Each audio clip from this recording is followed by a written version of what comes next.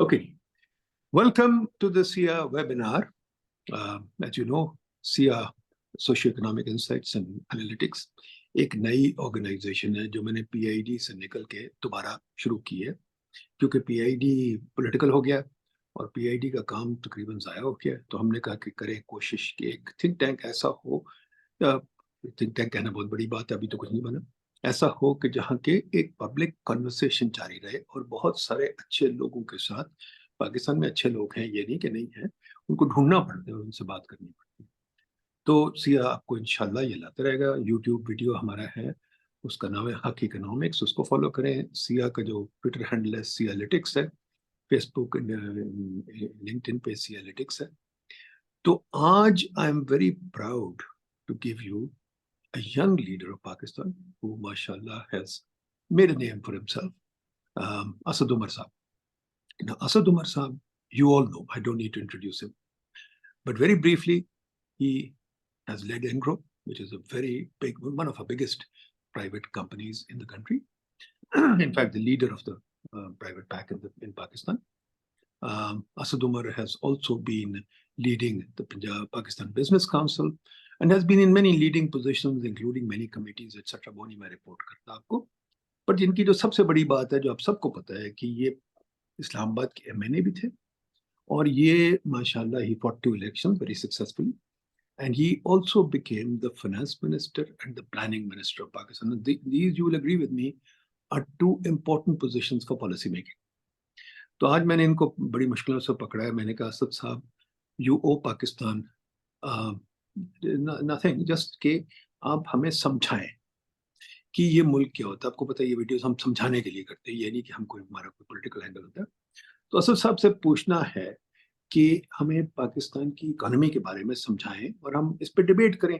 As you know, हमारा सिया में इरादा तो यही होता है कि एक नेशनल कॉन्वर्सेशन हो। तो if any national conversation on economics takes place, Asad Umar will be one of the key players in that. So that's the hope. So Asad Saab, welcome to our SIA webinar. I'm very happy to have you here. Thanks for sparing that.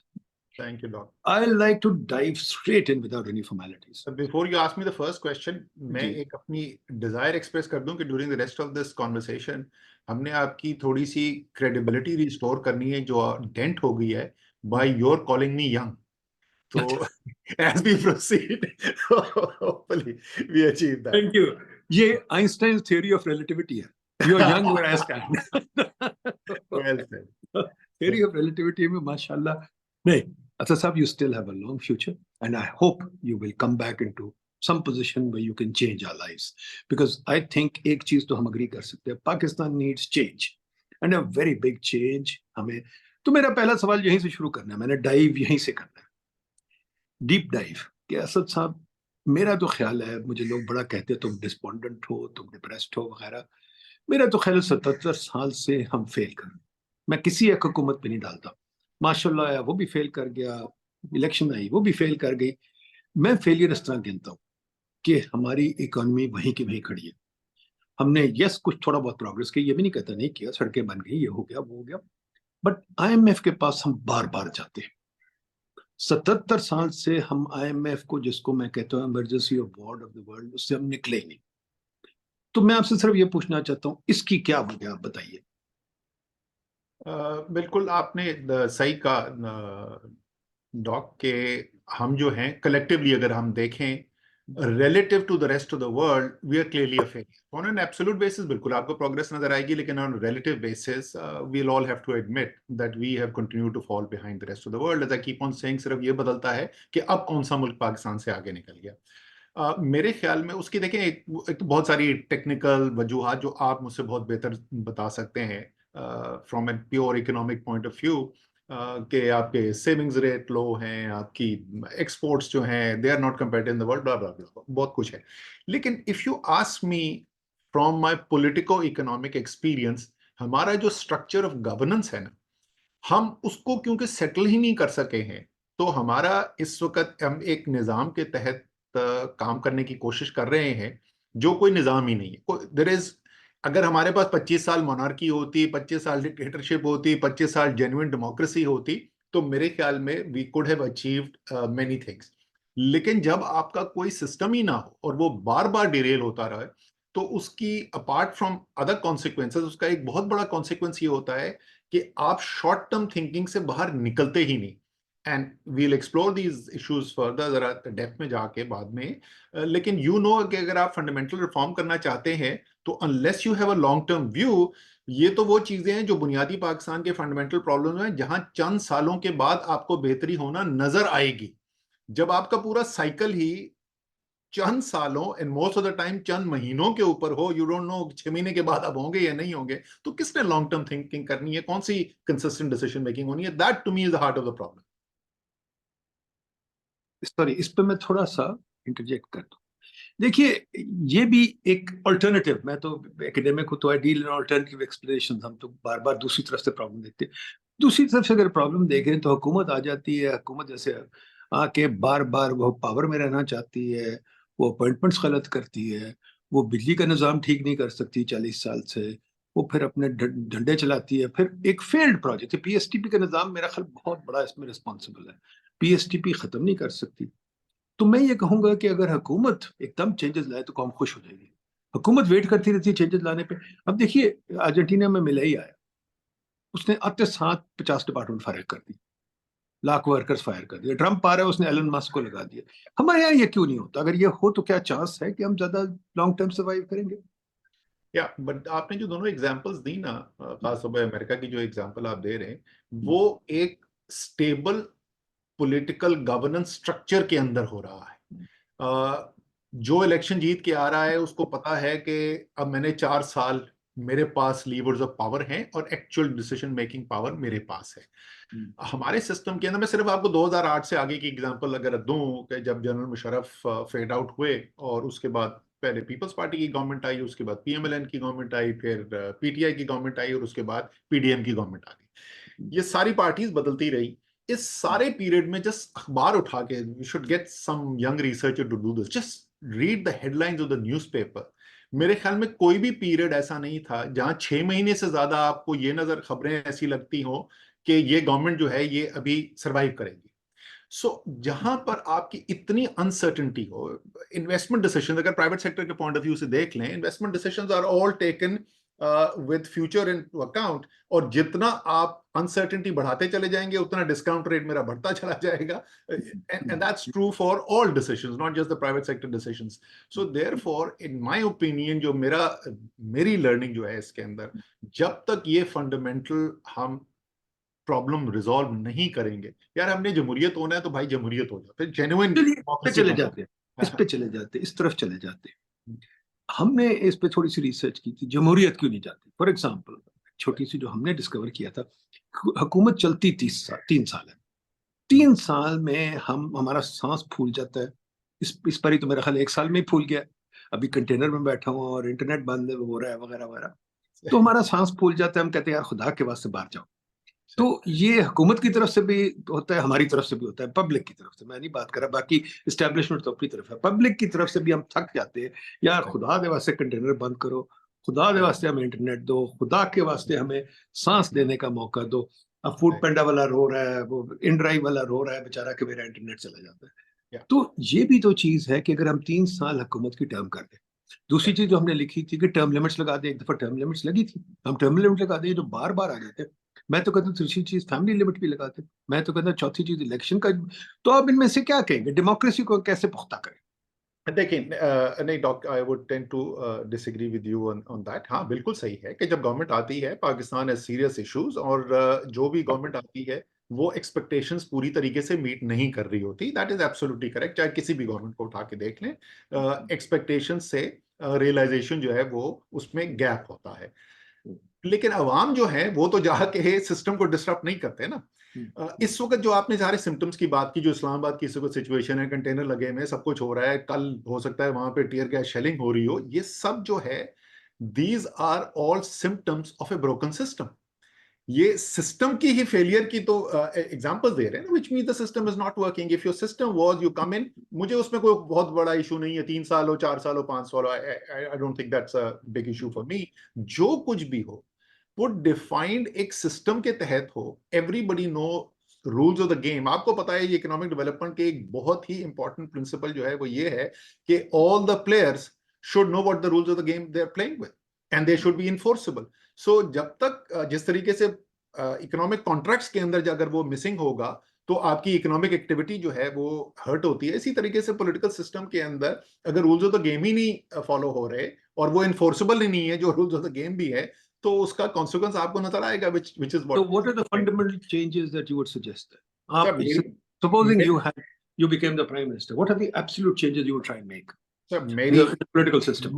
Political system के अंदर देखें, मेरी जो है जाहिर है बहुत सबसे पहली तो आस जो है वो everybody in Pakistan will say the establishment should not be interfering in politics. Everybody in Pakistan agrees with it, most of the army chiefs have made similar statement. So एक that's a given, that's the first part. But then the political players also have to understand. अभी ये अपनी जो latest economic Nobel prize है, what is it talking about? It is talking about the quality of the institutions, right? That's an accepted theory of economics के the quality of institutions make a difference. आप उसके ऊपर बहस आप कर सकते हैं if that's the only determinant for failure or success or not, but nobody would argue that that is not an extremely important ingredient for success. बिल्कुल। आपके डेमोक्रेटिक इंस्टीट्यूशंस जो हैं उसके अंदर obviously there is a free media, ability to criticise, ability to for people to speak up, there is the judicial system which should act as a check and balance, and again वो जो मैं कह रहा हूँ enforceability of the rules of the game including enforceable contracts, etc., etc. But within the democratic, the political system itself, what is the most important institution? सबसे important institution, the apex, is the parliament, right? We do everything, when I say politicians, to weaken the parliament. सारे बड़े decisions जो हैं वो parliament के बाहर होते हैं। Centralized political authority है within the political parties also.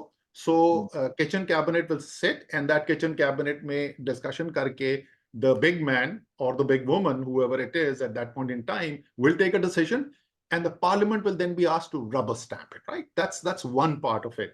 The second part of it is कि जब बहुत ही बड़ा कोई चैलेंज आ जाए तो हम ऑल पार्टीज कॉन्फ्रेंस बुला लेते हैं।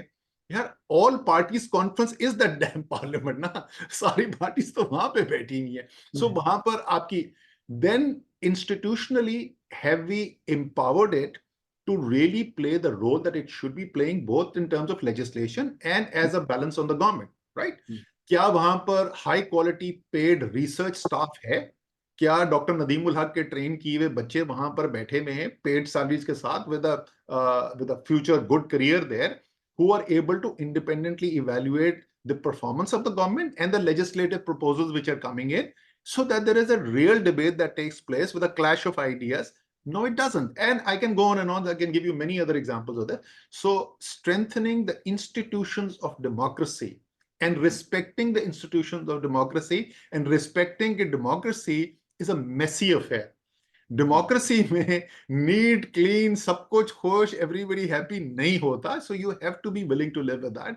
और we are lucky, Pakistan is lucky in a way कि हमें तो एक हमसाया मिला हुआ है जिसकी सोशो कल्चरल मेकअप भी हमसे बिल्कुल मिलता जुलता, रिलेटिवली मोर और लेस थोड़े वो हमसे बेहतर थे इकोनॉमिक डेवलपमेंट की जिस वक्त हम सेपरेट हुए।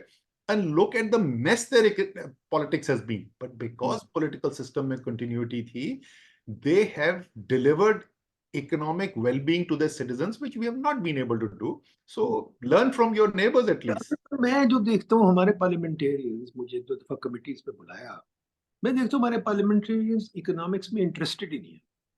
दे really don't want to discuss. और मैं तो आगे जाऊंगा, मैं तो कहता हूँ हमारे लोग भी नहीं इकोनॉमिक्स में इंटरेस्टेड। रोज शाम को टीवी शो पे आप देखें वो 3 पॉलिटिशियंस आके लड़ रहे होते हैं और वो लड़ रहे होते हैं कि तू चोर, ये नहीं बात करते कि इकोनॉमिक्स में क्या है। तो क्वाइट फ्रैंकली एक तो इकोनॉमिक्स में इंटरेस्ट नहीं, बट दूसरा, चले मैं आपके पॉलिटिकल चेंजेस को मान जाता हूँ, बट ये बताइए, supposing we get the parliament to work but they are not interested in economics. आप रिसर्च की बात करते हैं, मैं जब पीएचडी में था, I went to them many time, अभी भी जाता हूँ, मैं कहता हूँ यार फ्री कर देता हूँ काम, बताएं आपको किताबें देता हूँ, आपको सब कुछ देता हूँ। कहते नहीं हम नहीं। अब मैंने रिसेंटली क्या किया था, I actually started writing letters to everybody, 2 page का, 1 पेज का बुलेट पॉइंट्स पे कि भाई ये हम कह रहे हैं, ये हमारी रिसर्च हो करी। एक जवाब नहीं आया, किसी ने जवाब नहीं दिया।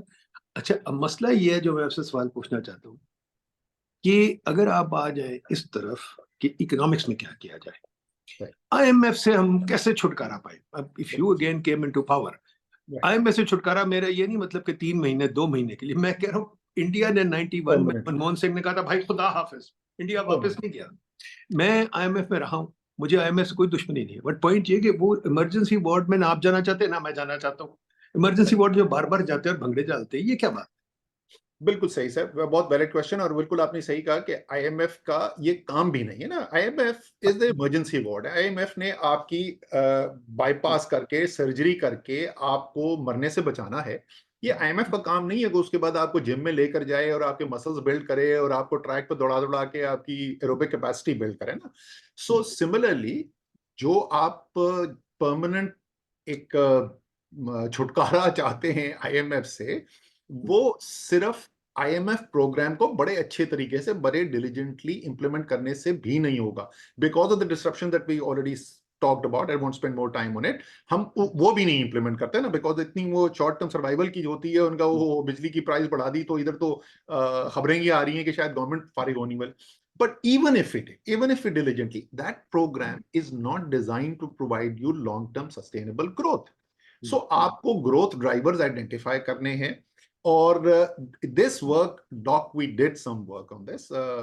मैं तो सिर्फ उस टीम का एक छोटा सा हिस्सा था प्लानिंग कमीशन के अंदर, but led by Dr. Zubair, who was our chief economist at that time, and a very good team, including some very bright young economists.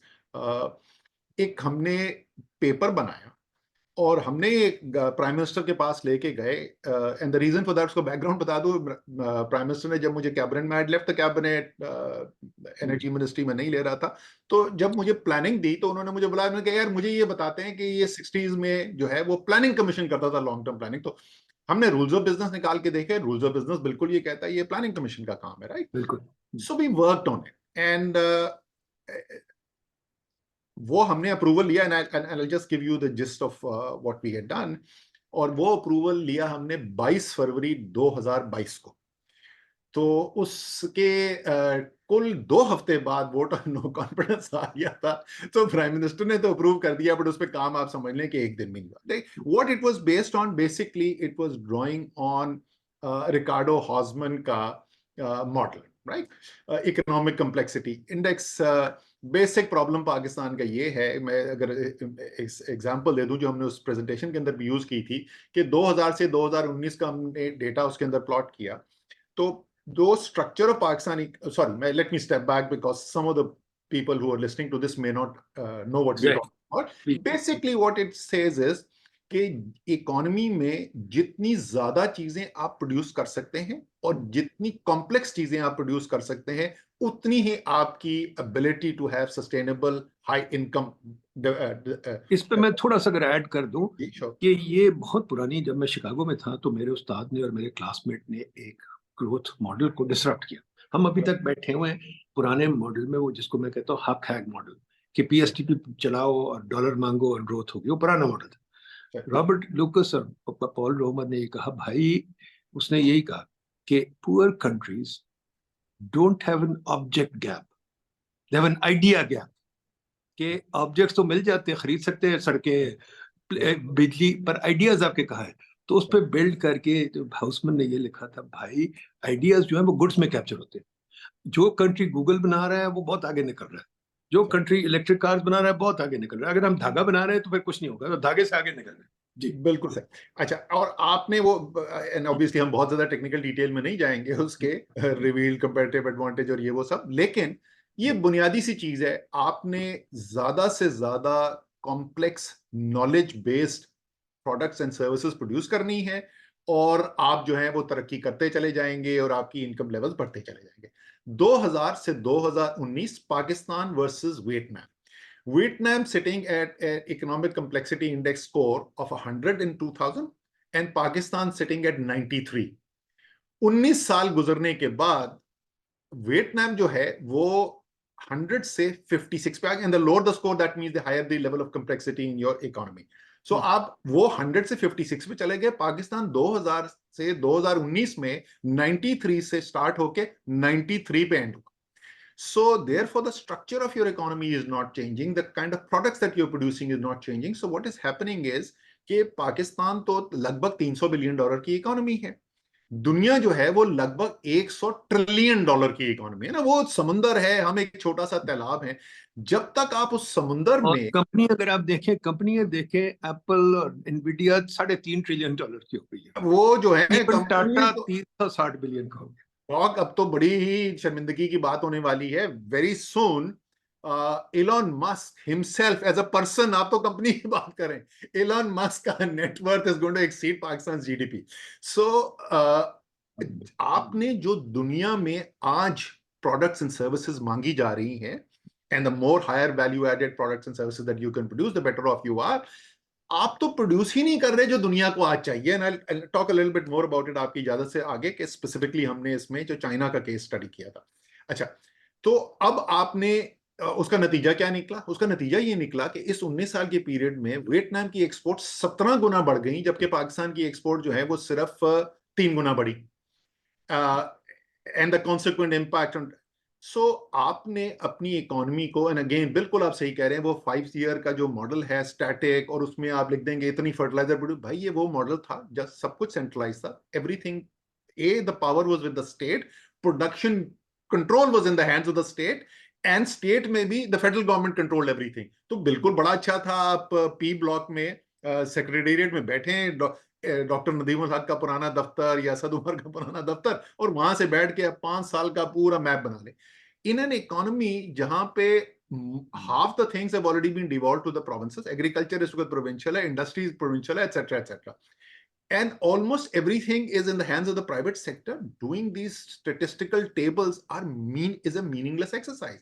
So what you have to concentrate on, what are the nudges, what are the incentives, what are the penalties that you're going to throw out there, on the basis of which the private sector takes its decisions and therefore is able to do. So that's basically what the idea was, कि that's how you achieve sustainable growth.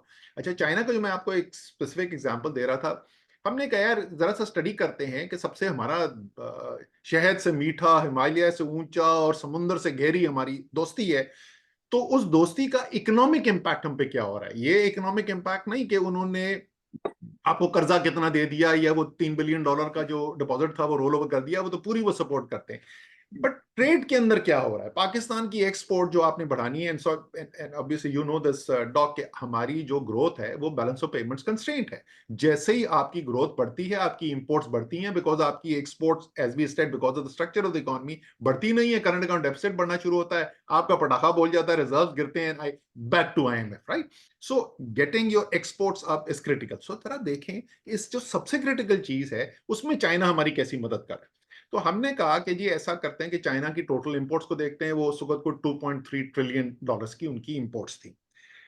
उस $2.3 trillion में से मैंने कहा यार energy निकाल दो, because we are an energy deficit country, तो चाइना जितनी मर्जी एनर्जी इंपोर्ट करता हो, हम तो नहीं कंपीट कर सकते। दूसरा, इसमें से एक प्रॉक्सी यूज करते हैं कि जो जरा ज्यादा कॉम्प्लेक्स चीजें, ज्यादा एडवांस टेक्नोलॉजी की चीजें, वो पाकिस्तान प्रोड्यूस ही नहीं कर सकता, तो दैट्स ऑफ नो यूज। तो OECD से जो चाइना इंपोर्ट्स कर रहा है वो निकाल दो। रिलेटिवली वो डेवलप्ड कंट्रीज हैं, उनकी जो प्रोडक्ट्स चाइना ले रहा होगा वो कॉम्प्लेक्स होंगी बाय एंड लार्ज। तो $800 बिलियन फिर भी बच गए।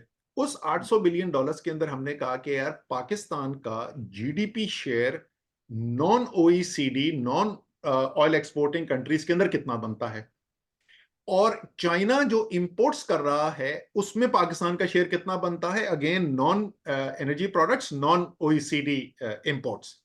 तो पता चला कि पाकिस्तान से चाइना जो इंपोर्ट कर रहा है वो पाकिस्तान के जीडीपी शेयर जो बनता है उससे भी 3.5 गुना कम है। तो इज दैट बिकॉज चाइनीज बुरे लोग हैं? No, because then we said okay let's map कि चाइना की टॉप 100 इंपोर्ट्स क्या है और पाकिस्तान की टॉप 100 एक्सपोर्ट्स क्या है, and we found out that there was almost zero overlap between the two. जो चाइना को चाहिए वो आप प्रोड्यूस ही नहीं करते, तो आपकी जितनी मर्जी दोस्ती हो जाए। So one of the ideas was that we will work as a part of the CPEC framework, because वो भी प्लानिंग कमीशन के अंडर आता है, या प्लानिंग मिनिस्ट्री के अंडर आता है। तो चाइना के साथ बैठ के एक लॉन्ग टर्म प्लान बनाया जाए, कम से कम 10 साल का। व्हाट आर द थिंग्स जहां पे पोटेंशियली हम इंडाउमेंट्स क्रिएट कर सकते हैं, नॉलेज क्रिएट कर सकते हैं, मैन्युफैक्चरिंग कैपेसिटी क्रिएट कर सकते हैं, which can feed into the Chinese value chains, right? और उसके लिए जो उस वक्त के SPD के हमारी जो nuclear boys to put it simply, उनके हेड जो थे जनरल जकी मंच, उनके पास हमारी मीटिंग्स हुई, फिर उनकी टीम्स के साथ हमारी मीटिंग हुई, because there is a lot of know how which is sitting there which is not being translated into commercial products. So those are the kinds of things that you have to do, and there are a couple of other areas jahan jis pe once you have commented, I'll talk about specifically jo mere khayal mein growth drivers ke liye essential hai absolutely. जी असल ये जो आपने बात की एसएमडब्ल्यू Robinson की, बड़ी अच्छी बात की कि इंस्टीट्यूशंस चाहिए। अब ग्रोथ के लिए इंस्टीट्यूशंस कौन सी चाहिए, वो बहुत जरूरी है। हम सोचते हैं पॉलिटिकल इंस्टीट्यूशंस, ये law and order, justice, parliament, ये वो वगैरह, बट दूसरी जो 2-3 इंस्टीट्यूशन जो मैं कोट कर रहा था, लूकस रोमर वगैरह को, जो निकलती है इंस्टीट्यूशन, जिसमें वो एलएससी का नहीं, एलएससी का तो हार्वर्ड चला गया, एवियन बंदा है, बड़ा इंपॉर्टेंट, ये शम्पट था पुराना, वो मैं जान के लोगों की बातें कर रहा हूँ क्योंकि ये, और I hope our audience is students and not the usual political thing, कि जी जो बहुत जरूरी इंस्टीट्यूशंस है मुल्क में, एक मार्केट, और हमने जो तहकीक की है इस मुल्क में मार्केट तो है ही नहीं। देखिए ना, अगर डीसी प्राइसेस फिक्स कर रहा है हर जगह, और हम सेलिब्रेट कर रहे हैं डीसी की, आलू मटर प्याज की डीसी रेट्स लगे हुए हैं, जमीन की हर चीज पे डीसी रेट लगा हुआ है, तो फिर मार्केट तो खत्म हो गई ना। इंटरनेट की प्राइसेस भी हुकूमत फिक्स कर रही है, बिजली की प्राइसेस हुकूमत फिक्स कर रही है, गैस की प्राइसेस हुकूमत फिक्स कर रही है। तो मैं तो हमेशा कहता हूँ ये country last of the Soviet union रह गया कि यहाँ हम सब कुछ फिक्स कर रहे हैं। तो नंबर एक तो मार्केट कहाँ है इस मुल्क में? हर मार्केट में हुकूमत घुसी हुई है। हमने हिसाब लगाया था 80% ऑफ द मार्केट्स में हुकूमत घुसी हुई है। तो फिर मार्केट तो नहीं चल सकती। गुरिल्ला कमरे में है तो आप और मैं क्या गेम खेलेंगे? गुरिल्ले नहीं गेम खेलेंगे। तो अब मसला ये है। नंबर 2 जो हमने देखा है, एक चीज बहुत जरूरी, कि रेगुलेटरी निजाम हमारा ऐसा है कि मेरा आधा दिन लग जाता है सिर्फ रेगुलेटरी निजाम से डील करने के लिए, कि ये परमिशन लेनी है, ये परमिशन लेनी है। फॉर एग्जांपल छोटी सी चीज, मैं बैंक खोलना चाहता हूँ, बैंक अकाउंट नहीं खोल सकता। अब तो और भी मुश्किल हो गया, हुकूमत ने बेवकूफ़ी की, एडीआर, ठीक है, तो अब एडीआर से बैंक अकाउंट भी नहीं हमारे खुलते, तो बैंक टैक्स लगा रहे हैं। एक तरफ हम कहते हैं कि जी आप फाइनेंशियल इंक्लूजन चाहिए, दूसरे साथ पे एडीआर लगा दिए, चले ये भी है। तीसरी साइड पे जो बहुत जरूरी, जो चीन ने किया है, जो सब ने किया है, और जो अब नजर आ रहा है बहुत क्लियरली, कि मार्केट रिसर्च, जो इनोवेशन मशीन है, ये रिसर्च से चलती है। हम तो अपनी रिसर्च करते ही नहीं। हम तो रिसर्च को, हमने 200 यूनिवर्सिटी बना दी है या 250, और वो सारी ट्यूशन सेंटर्स हैं। हम हुकूमत कोई रिसर्च ना करवाना चाहती है, ना करती है।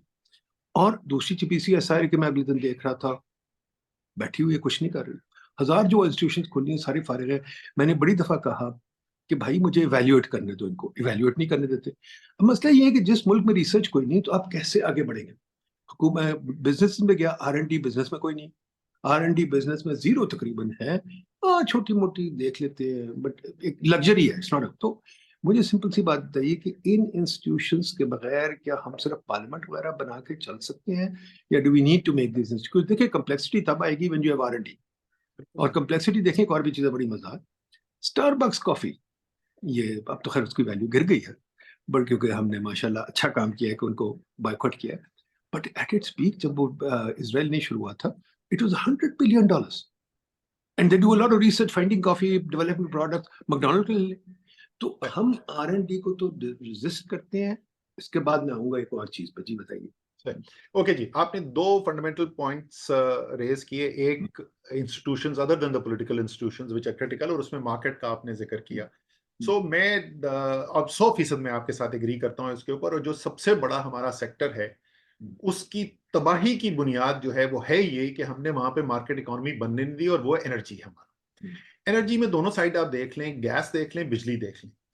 आपको टर्मिनल लगाना है, आपको सरकार से अप्रूवल लेना है, वो डिसाइड करेगा कौन टर्मिनल लगाएगा, कौन नहीं लगाएगा, कौन ट्रांसमिशन करेगा, कौन डिस्ट्रीब्यूशन करेगा, किस प्राइस के ऊपर ये सारा काम किया जाएगा। इसी तरीके से इलेक्ट्रिसिटी साइड पे आ जाएं, पावर प्लांट कौन लगाएगा, उसको प्राइस क्या मिलेगी। Everything is decided by a bunch of bureaucrats and politicians. The reason why they don't reform, Doc, is very obvious, right? That's immense power, and with power flows cash. Okay, there's tons and tons of cash in the system, so they don't want to let go of that power. सो आप जो मर्जी कर दें, और जब भी energy sector की बात होती है ना, तो हमारे मेरे अच्छे भले जो प्राइवेट सेक्टर के दोस्त भी हैं ना, वो सारा शुरू होती है डिस्कशन प्राइवेटाइजेशन से और एंड होती है प्राइवेटाइजेशन। यार बिल्कुल प्राइवेटाइजेशन करें, मुझे कोई प्राइवेटाइजेशन का इशू नहीं है। Privatization will solve 1% of the problem. 99% of the problem is the market structure. आप जिस वक्त तक दो तीन चीजें हैं कॉमन इन दोनों के अंदर, और दो तीन जो हैं वो स्पेसिफिक हैं। जब तक आप ये नहीं करेंगे कि स्टेट की intervention in the selection of who will be a player and who will participate on at which prices, and do all of this backed by sovereign guarantees. Sovereign to doesn't exist. The sovereign is the average Joe of this country, जो पाकिस्तान का एक आम शहरी है, जिससे consult by the हुई है पाकिस्तान के। अगर आप from a legal point of view भी देखें कि अगर मुझे 100 रुपए प्लानिंग कमीशन में अगले साल खर्च करने ना, तो 100 रुपए के लिए भी मुझे पार्लियामेंट की अप्रूवल चाहिए। लेकिन मैं अगर जाके कंटिंजेंट लायबिलिटीज क्रिएट कर दूं सॉवरेन गारंटीज के थ्रू खरबों रुपए की, तो मुझे कोई पार्लियामेंट्री अप्रूवल नहीं चाहिए। सो ये उस लिहाज से भी गलत है। But more importantly from an economic incentive point of view, from a market structure point of view, ना कोई इनोवेशन की जरूरत है।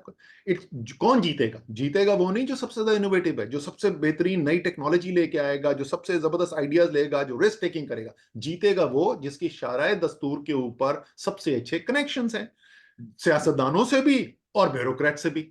Those will be your winners, right? And when I say bureaucrat, that's civil and military bureaucrats both, depending on the time. कभी एक की importance बढ़ जाती है, कभी दूसरे की इंपॉर्टेंस बढ़ जाती है। So जब तक हम ये नहीं करें, उसके अलावा कुछ there are some essentials that need to be done. For example, CTBCM का प्रोजेक्ट था, competitive trading bilateral contracts market, बड़ा लंबा चौड़ा है। बेसिकली कि बिजली की कीमत जो है, मैं ऑस्ट्रेलिया गया था about 10 years back। बड़ा interesting event to the energy market. वहां पे बिल्कुल स्क्रीन के ऊपर जैसे शेयर प्राइसेस ऊपर नीचे जा रही होती हैं, एंड आई सडनली सॉ, मैंने कहा ये स्पाइक क्यों की हुई है? आई थिंक तस्मानिया को ग्रिड में था। उन्होंने कहा जी ग्रिड में प्रॉब्लम आया था, 2 घंटे के लिए वो सप्लाई प्रॉब्लम क्रिएट हुआ, the price shot up and then it came down. So आप बिल्कुल 100% दुरुस्त बात कर रहे हैं कि ओवरऑल, मैं एनर्जी की जरा तफसील में बात कर ली, but overall that is the heart of the problem. Are you still there? Okay, sorry. I thought we lost you.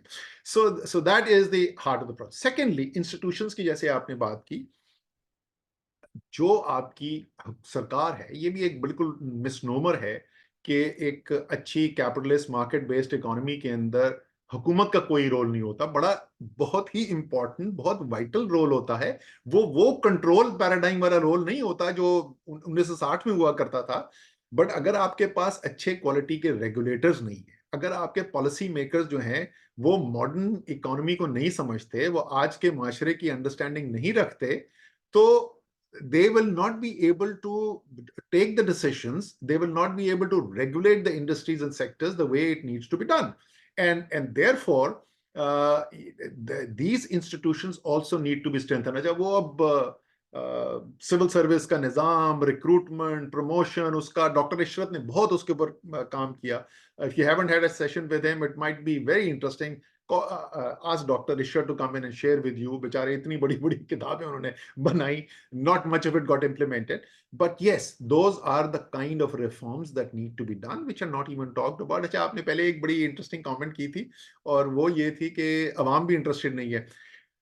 So I used to chide my friends, यार इतना बड़ा इकोनॉमिक इशू हो गया, तुम लोग क्या कर रहे हो? अपने एंकर दोस्त मेरे टीवी के ऊपर, मैं कहा यार असद बात तो तुम सही कर रहे हो, लेकिन रेटिंग नहीं आती यार। जब इकोनॉमी डिस्कस करते हैं, रेटिंग आती है जिस वक्त लड़ाई झगड़ा हो सियासत के ऊपर। So your point is right. अच्छा, आपका एक ये पॉइंट था इसका, एक मैंने कहा था रेगुलेशन और रिसर्च। हाँ, रिसर्च। अच्छा, देखें उसके अंदर भी it's kind of link to the first point. अगर आपकी मार्केट बेस्ड इकोनॉमी है, तो मार्केट में सक्सीड कौन करेगा? जो कस्टमर की डिमांड बेस्ट मीट करता है। It could be through a new product, it could be through a different form of organization. It could be somebody who is the most highest risk taker, etc., etc., etc. So therefore इस वक्त incentive नहीं है। देखिए, businessman भी rational है, सारे लोग ये कोई बुरे लोग नहीं है, ना ये इडियट्स हैं। They're intelligent people like you and many others, and they're responding to the incentive structure in the market. The incentive structure in the market right now is कि इन सब चीजों पे काम करने के बजाय you concentrate on developing contacts with those who take decisions in the country. And that one decision, I mean, you'd see the amount of money that is being made in the real estate sector of Pakistan. And where do those decisions come from? Those decisions don't come from incentives of the market. They all come from political contacts, bureaucratic contacts, and so on and so forth. So whatever is succeeding, people will move there. And that's what's happening in the economy right now. This brings me into another very interesting point. कि हमारी policy कैसे बनती है, I think इस पे हम गौर नहीं करते। मैंने जो देखा जब मैं हुकूमत में था, हमारी पॉलिसी बनती थी बादशाह सलामत। एक तो हमारी ये भी डेमोक्रेसी में आना चाहिए, हमारे जो मिनिस्टर हैं वो तो बादशाह हैं। अब मुझे समझ नहीं आती व्हाई डज द एनर्जी और the railway minister interfere in the sector. America में तो कोई मिनिस्टर अपने वो जो एनर्जी मिनिस्टर अगर है तो वो जाता नहीं कोई कॉमनवेल्थ एडिशन देखने, या वो तो ना काम बैठ के पॉलिसी बनाता है। यहाँ everybody wants to run the sector. चले खैर वो हो गया। पर जब मैं पॉलिसी को देखता हूँ तो पॉलिसी कैसे बनती है, बड़े दरबार लग जाते हैं कैबिनेट टाइप, जहाँ 100-200 बंदा बैठा होता है और कोई बहस नहीं होती, कोई पेपर वर्क भी देर से आता है। बल्कि मैंने तो देखा है, मेरे जमाने में तो अक्सर पेपर ही आता था, टेबल पर बैठे हो कई दफा प्रपोजल आते थे। एंड जो प्रपोजल मोस्टली आते थे वो आते थे इससे, अपना क्या कहते हैं, नहीं यार, वो आते थे उससे what you call it, consultant से। तो हमारी जो इतनी डिपेंडेंस कंसल्टेंट पे है जी, इसके बारे में आपका ख्याल है? Do we get good advice? Consultants have no skin in the game, yet we are heavily dependent on the consultant. What do you think? And it's because of what we just talked about earlier, ना, क्योंकि आपकी अपनी institutional capacity आप इरोड करते गए हैं over a period of time. So कोई भी आपको अगर काम करवाना हो तो फिर आप बाहर जाएंगे, फिर आप कंसल्टेंट्स के पास जाएंगे और आप उनसे एडवाइस लेंगे। और अगर गोरा कंसल्टेंट हो तो वो उससे भी अच्छी बात है कि फिर तो you can shut down all arguments by simply saying कि यार गोरा है, उसने बताया तो गोरा कह रहा है तो ठीक ही कह रहा होगा। So you right about that. देखें फेडरल गवर्नमेंट के अंदर, but issue of how is policy made, इसका स्ट्रक्चरल प्रॉब्लम जो है इस वक्त हमारा जो फेडरल गवर्नमेंट के लेवल के ऊपर हो रहा है वो ये है कि हमारे पास effective platform for policy integration नहीं। ये रोल असूलन should have been played traditionally by the planning commission, but वो उसकी अथॉरिटी इरोड होती गई over a period of time, so it doesn't play that role. So ECC is the other forum जहां पर होना चाहिए, लेकिन ECC के अंदर सीधे ही आप बैठे हुए डिसीजन मेकर, अब बैठे हुए मिनिस्टर्स। You've already described कि मिनिस्टर का बैकग्राउंड क्या है, etcetera etcetera, and he's got 50 other things on his plate also. So there is no serious debate on most issues. On some issues there is, but on most issues there is no serious debate. Ministry लेके आई है, अगर किसी को serious एतराज नहीं है तो वह पास हो जाएगा। दो डिफरेंट चीजें अगर हम ये करें तो उससे आपका जो प्रॉब्लम जिसको आप rightly identify कर रहे हैं उसके अंदर बेहतरी हो सकती है। One is the quality of people within our system, and the second is an institutional structure which allows policy integration to take place, which allows intra ministerial debate to take place for a reach out. आपने planning commission में बहुत सारे काम किए थे, but the work that stood out to me, because I was not in government at that time, what stood out to me was you're reaching out to business, industry, academia for the planning strategy that you had put together, because in the end तो उन लोगों ने implement करनी है ना। So but that was an individual effort, that was not institutional. So we need to create better institutional structures जहां पर a wider policy debate and therefore a wider policy input can come in before it reaches those high levels of the big guys taking final decisions. पर देखिए जो मैं देखता हूँ, अब देखें एक और चीज है, हमारा जो गवर्नेंस स्ट्रक्चर है बहुत ऑब्सोलीट हो गया, टेक्नोलॉजी आ गई है, हम फीते वाली फाइलें यूज कर रहे हैं। अब देखें AI आ गई है, हम अभी तक बैठे वही काम कर रहे हैं, रेगुलेशन कर रहे हैं कि जी आप लेके आओ एफिडेविट लेके आओ, फिर आईडी कार्ड की कॉपी लेके आओ, फिर ये लेके आओ, फिर वो लेके आओ, फाइलें इतनी बड़ी बड़ी कागज की भर जाती है जो जरूरत ही नहीं होती।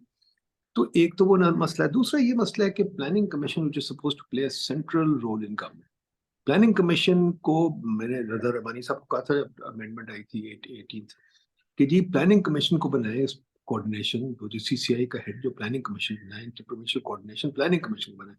Planning commission was supposed to be the coordinating ministry. और रूल्स ऑफ बिजनेस पे आपने ठीक कहा, और जो उसका स्ट्रक्चर भी है, उसका स्ट्रक्चर वो है कि क्या कहते हैं, it's kind of mirrors all the ministries, and it has the auditorium in it. Why? Because they envisioned a kind of coordinating mechanism. CDWP was a coordinating mechanism. अब मेरा ख्याल है CDWP तो मर चुका है, क्योंकि सारे प्रोजेक्ट्स पॉलिटिकल होते हैं, प्राइम मिनिस्टर डायरेक्टिव आता है।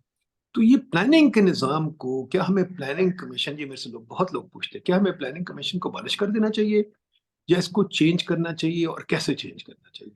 अगर करना है तो, नहीं तो अबॉलिश कर दें। नहीं, इसको जरूर अबॉलिश कर दें अगर आपके पास कोई ऑल्टरनेट स्ट्रक्चर मौजूद है। जैसे मैंने कहा ना कि ऑल्टरनेट स्ट्रक्चर हमने बनाया नहीं, इसको हमने डिसमेंटल कर दिया है। और उसकी वजह बड़ी सिंपल है, क्योंकि आप क्रोनिक आईएमएफ के क्लाइंट हैं। तो जैसे ही आप आईएमएफ प्रोग्राम में जाते हैं, which is most of the time, all power is concentrated in Q block. Finance ministry becomes, because and it makes sense. You are in survival mode. There has to be one ministry which is ensuring के as a single interface with the IMF कि जो उनसे agree किया हुआ है वो आप implement कर रहे हैं। So as a result, it has drained the resources and power away from the ministries of industry and production, commerce, planning, etc., etc. तो जो, और लेकिन finance ministry is not structured for this ना, उसका ये रूल ऑफ बिजनेस के अंदर ये रोल है जिसकी हम बात कर रहे हैं। So maybe you and I are biased because both of us have worked in the planning ministry, but that's what the history was, that's what the structure is. बिल्कुल आप सही कह रहे हैं, कोई और मिनिस्ट्री नहीं है जहां के अंदर एक मेंबर सोशल पॉलिसी भी बैठा हुआ है, वहां पे मेंबर इंफ्रास्ट्रक्चर भी है, मेंबर साइंस एंड टेक्नोलॉजी भी है, मेंबर इंफॉर्मेशन टेक्नोलॉजी भी, and so on and so forth. So it reflects kind of the structure of the economy, which has got strong linkages with the provincial governments also. But none of this is of any use as long as the sole purpose of your economic policy is to first get into an IMF program and then somehow be able to survive in that IMF program while, then this is important, while implementing as little of that program as possible. That's the criteria of success. नहीं, बिल्कुल आप ठीक कह रहे हैं, पर ये मुझे बताइए, I have done many programs in my life because from the other side, because I used to be in the IMF, और यहाँ की साइड से भी किया है। I have never found a government so unprepared to negotiate a program. We wing it, और वो secretaries पे छोड़ देते हैं, सेक्रेटरीज नीचे छोड़ देते हैं। फाइनेंस मिनिस्टर में एक साहब होते थे बलोच, जो सब करते थे काम। तो पॉइंट ये है कि हम कितनी तैयारी करके आते हैं, और जब तैयारी से कहते हैं, फॉर एग्जांपल आपको भी पता है, प्लानिंग में मेरे बड़े अच्छे दोस्त थे मसूद अहमद, फॉर एग्जांपल, वो जब मिडल ईस्ट डायरेक्टर, तो उससे रेगुलरली बात होती थी। वो मुझे कहता था, यार बात सुनो, तुम आईएमएफ में रहे हो, तुम्हें पता है, तुम मुझे एक पर्ची पर लिख के दे दो, मैं कर दूंगा जो काम तुम कहते हो। अब I couldn't get the ministers together कि वो बैठ के मान जाए क्या करना है। जैसे सिंपल सी बात है, मार्केट बनानी, चलो जी मार्केट बना ले, ठीक है, वो कोई मानता नहीं है। जैसे कि पीएसटीपी, यार चलो पीएसटीपी बंद कर दो, या रूल्स चेंज कर दो, कोई नहीं मानता। या आप कहें एनर्जी, यार एनर्जी की मार्केट, जो आपने कहा एनर्जी की मार्केट बना दो, यार क्या कितना सही नहीं देते अनफॉर्चुनेटली। तो ये जो चीजें हैं, हम ना तैयारी करते हैं। अच्छा, ईसीसी की आपने बात की, ईसीसी का तो वो अरशद जमान है, पहले चीफ इकोनॉमिस्ट, तो बड़ा अच्छा नाम रखा हुआ है कि एग्जेम्पशंस एंड कंसेशंस कमेटी। वो तो सिर्फ ट्रांजैक्शंस कमेटी है, एग्जेम्पशंस आ जाती है। मुझे तो कभी ईसीसी की समझ नहीं है, 3 साल में बैठा हुआ रोता था यार, कि यार ये हो क्या रहा है। I mean, is this government कि वी आर डिस्कसिंग ट्रांजैक्शंस? आजकल के जमाने में कैबिनेट में जाओ, वहां भी ट्रांजैक्शन डिस्कस हो रहा है। तो मुझे एक बात बताइए, ये ट्रांजैक्शंस पे हम फंसे हुए, where does conceptual thinking take place in government? But this goes back to the early discussion we were having, right? So पहले तो you're starting from the pinnacle of the problem, which is के जो government itself है, उसको नहीं पता को 6 महीने बाद वो होगी। वो आप अगर जाके डॉक्टर नदीमुल हक उनको बड़ी जबरदस्त एक प्रेजेंटेशन करेंगे और उनको बताएंगे कि अगर हम ये कर दें तो Pakistan can get on to a path of sustainable development, और आज से 30 साल के बाद जो है वो पाकिस्तान जो है वो एक मिडिल इनकम कंट्री होगी, knocking on the doors of being a rich country. वो पूछेगा भाई मुझे ये बताओ तुम 6 महीने बाद मेरी बिजली की कीमत कम कर सकते हो या नहीं कर सकते, मेरी 5 लाख नौकरियां क्रिएट कर दोगे अगले 3 महीने में? नहीं. So it starts from there, and because that's the mindset and that's the bubble in which they're operating, or that's the environment in which they're operating, उसी से नीचे डिमांड्स आती हैं सिस्टम के अंदर. सो जब आप इस तरीके के मोड के अंदर होंगे तो फिर ट्रांजैक्शनल ही होंगे, एंड ट्रांजैक्शन भी ऐसी होनी चाहिए कि जिस ट्रांजैक्शन के रिजल्ट्स आपको महीनों के अंदर नजर आए. 4 साल 5 साल वेट करने का किसी के पास टाइम नहीं है. And therefore the type of people who will get promoted, फिर आपके पास रिफ्लेक्टिव थिंकर नहीं प्रमोट होगा, वो सक्सेसफुल नहीं होगा. The person who will be successful even amongst the civil servant, जो बाय द वे बहुत अच्छे पढ़े लिखे लोग होते हैं, the bright guys, but the success will be of those who have the ability to take on the go decisions, provide a quick fix, and meet the requirements of the boss and move on. जो conceptual thinking वाला है उसको तो लोग कहेंगे यार ये ऐसी टाइम बर्बाद करता है, इसको क्यों लेके आते हो मीटिंग में. बट देखिए, ये बिल्कुल मैं आपकी बात मान गया, पर एक और भी चीज है, तो पॉलिटिकल अनसर्टेनिटी है, वो आप सब बातें ठीक कह रहे हैं, but there is another problem, policy uncertainty. जो पॉलिसी अनसर्टेनिटी है, जैसे कि टैक्स लगा दिया, वो डीम्ड इनकम पे लगा दिया, वो फलाने पे लगा दिया, वो फलाने पे लगा दिया. मैं तो इसको एक दफा आर्टिकल भी लिखा था, मैं तो इसको कहता हूँ, आपको याद है रॉबिनहुड की स्टोरी? हमारी हुकूमत शेरिफ ऑफ नॉटिंघम बन गई है. वी नीड अ रॉबिनहुड जो आके इनसे लूटे, क्योंकि तो हर जगह टैक्स लगाई जा रहे हैं, बदोबदी. दूसरी चीज है, एक्सपेंडिचर कंट्रोल भी हमारी साइड पे कोई नहीं है.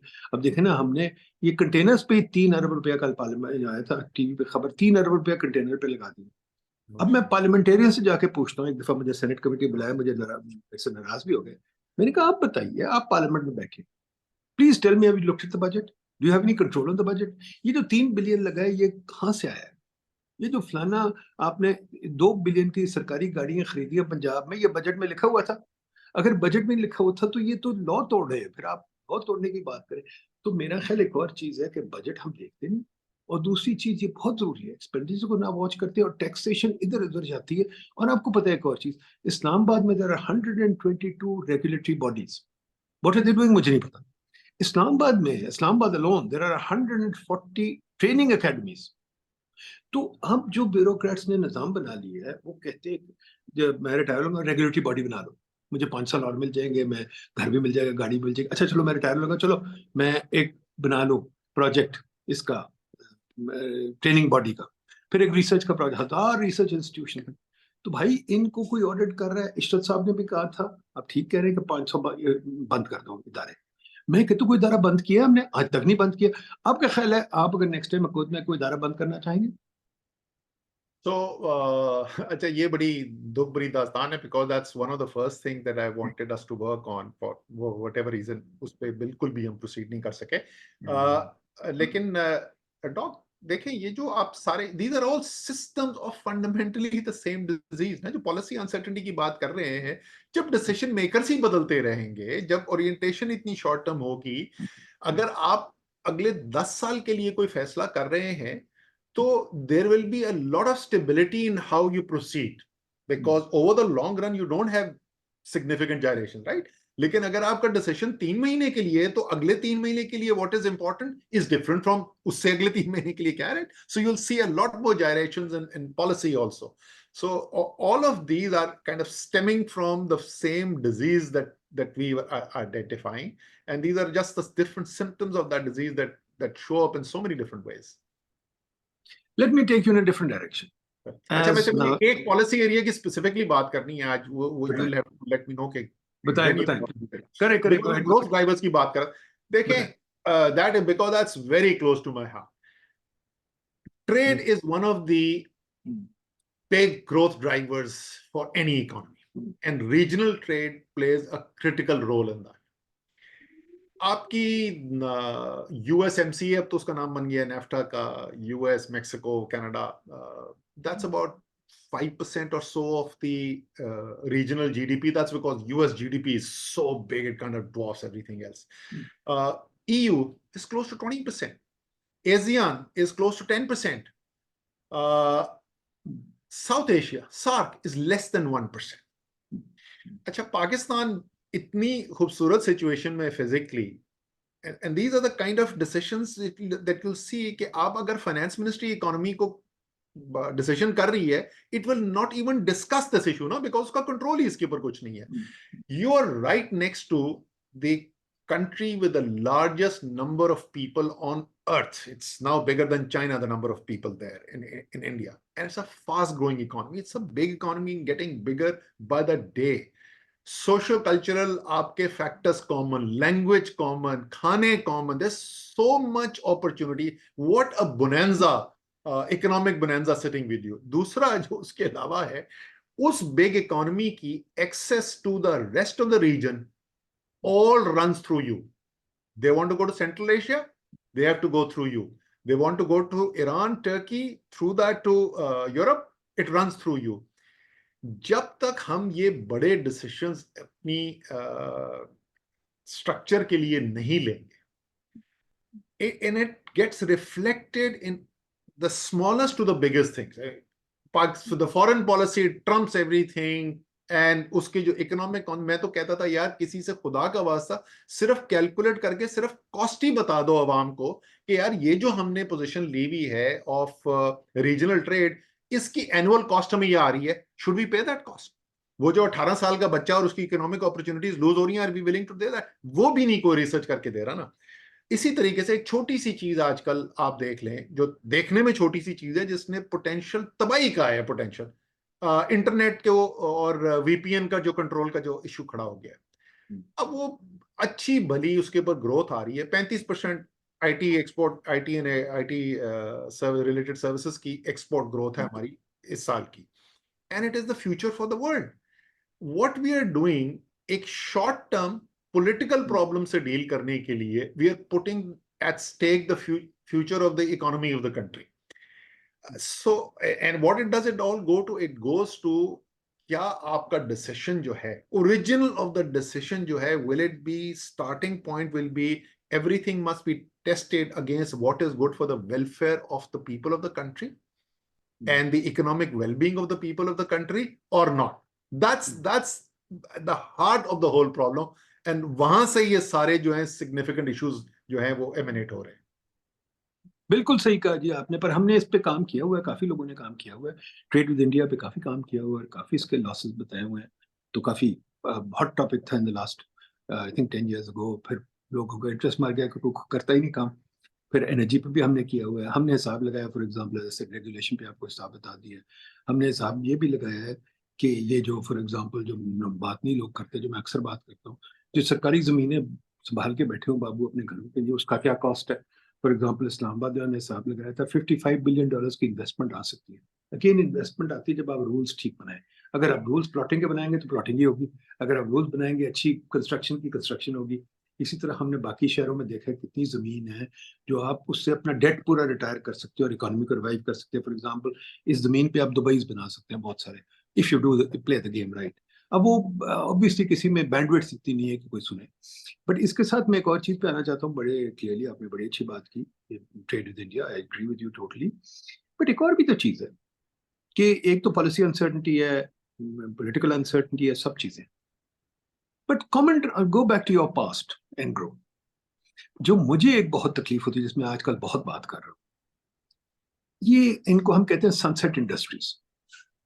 स्टेट लेड, अनलिस्टेड और नॉन प्रोफेशनल कंपनीज. ठीक है, हमारी बिजनेस जितनी है सारी सेट ऊपर बैठे हुए. एनग्रो शायद एक थोड़ी सी प्रोफेशनल थी, वो भी शायद कम हो गई है. क्यों नहीं हमारे पास टाटा जैसी कंपनी, क्यों नहीं हमारे पास ये बड़ी बड़ी कंपनियां जो दुनिया में हैं, जहां प्रोफेशनल्स रन करते हैं. कतर एयरवेज को देख लें, एमिरेट्स को देख लें, ये कर रहे हैं काम. एंड इवन ले लें दूसरे जो इनके हैं एसेट्स, बहुत अच्छे हमारे पास एसेट्स हैं, उनको हम यूज नहीं करते बिकॉज प्लानिंग कमीशन को समझ ही नहीं आती एसेट्स का. ये भी एक चीज है. There are so many problems in this country. How do we even talk about? But the most important problem is कि हमारी बिजनेस बहुत छोटी है. वो इन्वेस्ट क्या करेगी? Investment to GDP ratio now private public को छोड़िए इज 8% ऑफ जीडीपी. और जो गवर्नमेंट का 4% है वो तो वेस्ट, क्योंकि वो तो अजीब अजीब चीजें बना रहे हैं, फ्लाईओवर वगैरह, जो जरूरत ही नहीं. ठीक है. और इसके साथ एक और चीज है कि हमारी कंपनी जब छोटी है तो हमारा स्टॉक एक्सचेंज तो ना होने के बराबर है. हमारा स्टॉक एक्सचेंज इस वक्त 6% ऑफ जीडीपी या 7%. इंडिया का तो 110% है, यूएस का 200% है. तो ना हमारा स्टॉक एक्सचेंज ग्रो करता है क्योंकि वो भी रेगुलेटेड हेवीली है, और ना हमारी बिजनेस ग्रो करती है। मैं सेलकोट गया, 100-200 मिलियन की कंपनी, गुजरात गया, 100-200 में हमने पूरा सर्वे किया इंजीनियरिंग सेक्टर का, 100-200 मिलियन डॉलर की कंपनी है। अब ये मॉडर्न कंपनी है तो नहीं है, $100 मिलियन तो हर इन्वेस्टमेंट बैंकर अब जेब में लिए बैठा बाय ट्रेडिंग। तो ये बताइए ये क्या चक्कर है? Can you just put on your business hat and tell us कि ये क्या? हाँ, इसके दोनों एस्पेक्ट हैं। एक तो उसका जो पॉलिसी मेकर एंड रेगुलेटर उसका कंट्रीब्यूटर है इस फिनोमेना का, और दूसरा प्राइवेट सेक्टर, दोनों साइड के ऊपर प्रॉब्लम है। वो तो हमारा हैंगओवर है अभी तक कि अगर कोई कंपनी पैसा बना रही है, अगर कोई बिजनेसमैन सक्सेसफुल है, तो इसका मतलब जरूर वो चोरी कर रहा हो। सो वो अभी तक वो रॉबर बैरन वाला कॉन्सेप्ट जो है वो हमने बनाया हुआ है। एंड जिस तरीके से हमने पॉलिसी स्ट्रक्चर बनाया हुआ है, जिसकी मैं पहले बात कर रहा था कि जो शराय दस्तूर पे जिसके कॉन्टैक्ट बेहतर हैं वो सक्सेसफुल हो जाएगा, तो वो एक kind of self fulfilling prophecy भी है। ये इस टेक्नोलॉजी सेक्टर को अगर आप आजाद छोड़ देना इसको भी तब इसके साथ जो भी तबाही करने की कोशिश करें वो ना करें, आप देखेंगे ट्रांसफॉर्मेटिव यहां से आएगा, because it feeds into the global market. वो बिल्कुल एक डिफरेंट किस्म का एंटरप्रेन्योर वहां पे डेवलप हो रहा है। अभी सब छोटे हैं, लेकिन वो आहिस्ता आहिस्ता बड़े हो रहे हैं, और वो बहुत तेजी से बड़े हो सकते हैं अगर बीच में हमने उनको रोका ना।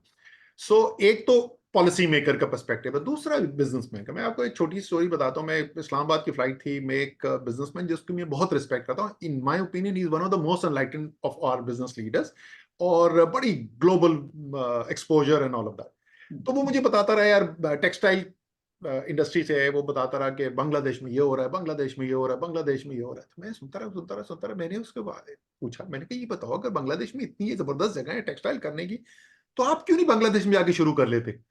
इससे यार असद सोचा तो मैंने बहुत था, पर उधर किसी फैमिली वाले को बिठाना पड़ेगा 5 साल, कौन फैमिली वाला जाएगा 5 साल? And I looked at him, oh my God, this man can't think, and he is one of the most enlightened, he can't think beyond family.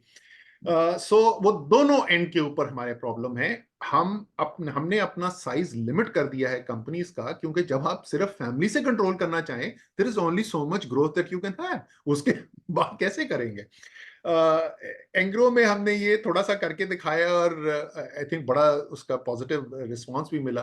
तो 5-6 तो हमने कंपनियां जाके लिस्ट कर दी अपनी। एक होल्डिंग कंपनी बनाई, जो होल्डिंग कंपनीज खत्म हो गई थी वो 1970s के नेशनलाइजेशन के बाद। होल्डिंग कंपनी क्रिएट की, डीमर्जर किया फर्टिलाइजर का, फिर सेपरेटली लिस्ट कराई 5-6 कंपनी। बट इंटरेस्टिंगली डॉक, सिर्फ हमने इक्विटी लिस्टिंग्स नहीं कराई। हमने कहा यार, दुनिया में ये जो आप नंबर्स कोट कर रहे हैं, ये तो इक्विटी मार्केट के नंबर्स हैं। अगर आप डेट मार्केट को देखोगे, they are much bigger than even this, and Pakistan में there is virtually zero debt which is capital markets based. तो हमने लिस्टेड टीएफसी की, and we paid a slight premium for it, and I said this is fine. Because हो क्या रहा है, हम इस वक्त एक इंटरमीडिएशन कॉस्ट पे कर रहे हैं, हम as in the private sector industry या बिजनेस जो है।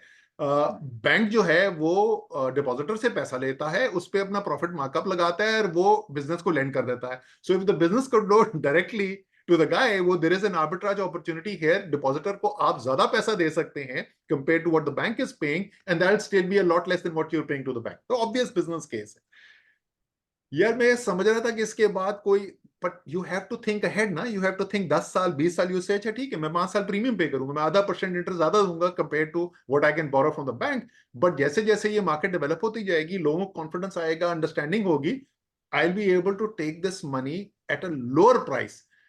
वो भी मार्केट आगे डेवलप नहीं हुए। सो स्लाइड दुख भरी दास्तान, बट या the Pakistani private sector, partly because of the limits imposed on it by the state, and partly because of their own thinking, have just not evolved. नहीं, बट ये बताइए कि ये जो है फॉर एग्जांपल हमारी प्रोफेशनल क्लास, ये भी इवॉल्व नहीं हो रही, बिकॉज जो सेठ है, सेठ doesn't want the professional to give be, जो हमने सीखा था क्लास में, बहुत पुराना फ्रीडमैन का कॉन्सेप्ट था कि पार्ट ओनर बना दो। अब जितने भी ये हैं आपके माशाल्लाह कॉर्पोरेट हेड्स दुनिया में हैं, वो तो पार्ट ओनर्स बन गए, क्योंकि उनको बोनस इतने मिलते हैं, उनको स्टॉक ऑप्शन इतने मिलते हैं। हमारे यहाँ मेरा ख्याल ये होता नहीं है। दूसरी चीज ये है कि we treat the corporate professional as a servant, क्योंकि सेठ के बाप बेटे ने ऊपर आके बैठना है। तीसरी चीज जो है कि even the stock market does not allow mergers and acquisitions, ठीक है, बहुत कॉम्प्लेक्स रूल्स हैं। चौथी चीज जो है कि ये लोग इंटरेस्ट, इसलिए मैं तो कहता हूँ, ओके कमेंट ऑन दिस, मैं कहता हूँ इंटरेस्ट 30% होना चाहिए। क्यों? क्योंकि ये लोग कहते हैं हमें चीप इंटरेस्ट चाहिए। भाई चीप इंटरेस्ट क्यों चाहिए? इक्विटी क्यों नहीं मार्केट में डालते? इक्विटी 60-60, 70-70% हाथ में रख के बैठे हुए। They don't want to give equity to their managers. They don't want to release equity into the market. ये जो ग्रोथ कहते हैं हमें सिर्फ डेट से आएगा। तो ये आई थिंक थोड़ा सा ये भी करेक्ट होना चाहिए, डेट इक्विटी रेशियो हमारे ठीक नहीं होने चाहिए।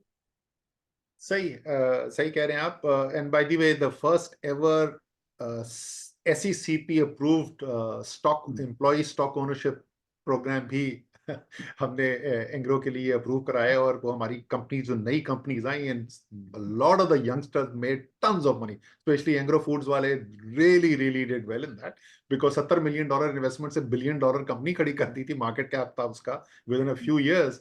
So the team which did that made a lot of money. So बिल्कुल आप सही कह रहे हैं कि बट अगेन हमने क्या कहा कि उसका स्टार्टिंग पॉइंट क्या है कि मैंने फैमिली के अंदर मैंने कंट्रोल रखना है। जब मैं कंट्रोल पैराडाइम से चलूंगा तो मैं तो I die, I give up growth, मुझे तो कोई प्रॉब्लम नहीं है ग्रोथ का। 51% मैंने अपने हाथ में रखना है, कम से कम 51% रखना है, आइडियली मैंने इससे भी ज्यादा अपने हाथ के अंदर रखना है।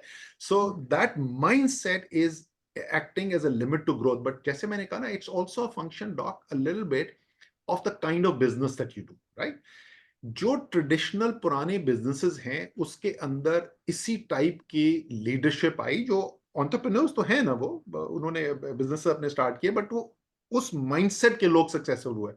टेक्नोलॉजी बिजनेस के अंदर इनमें से एक सक्सेसफुल नहीं है, नॉट वन ऑफ देम। सारे यंगस्टर्स और न्यू कमर्स आ रहे हैं उसके अंदर। it requires a completely different kind of thinking, a different kind of man, a different kind of woman. So that's, मैं बहुत बड़ा इस वक्त जो हूँ ना बिलीवर हूँ टेक्नोलॉजी कंपनी। आजकल जो है मैं काम भी सिर्फ जो कर रहा हूँ वो one of the problems faced by the technology sector which is the skills gap, मैं उसके ऊपर काम कर रहा हूँ। Very soon will be floating A section 42 company, brought in about a dozen technology companies together to take kind of ownership for this problem of solving this problem of skills gap. So I'm very very hopeful that अगर हमने इस nascent industry को तबाह नहीं किया, its impact will go beyond the industry itself. एक different kind of entrepreneur develop होगा। जिस तरीके से एलॉन मस्क जो है वो स्टार्ट तो किसी एक इंडस्ट्री से किया, but with that mindset, and once he had the strength, he's able to take that thinking and that mindset and that entrepreneurship, and he is going into now different sectors and being successful in each one of them. That's my hope also कि ये जो नई leadership आ रही है जो mainly technology sector से आ रही है, they will be able to then impact outside that sector also in the economy. जहाँ तक प्रोफेशनल क्लास का आपने कहा, एक बहुत बड़ा नुकसान हमें डॉक्टर हुआ है ना, आज से 30 साल 40 साल पहले lot of the brightest Pakistani, best educated Pakistani join multinational corporations. अच्छा, उस वक्त जो ग्लोबल कंपनी होती थी, by definition it had to devolve a lot of power, so you got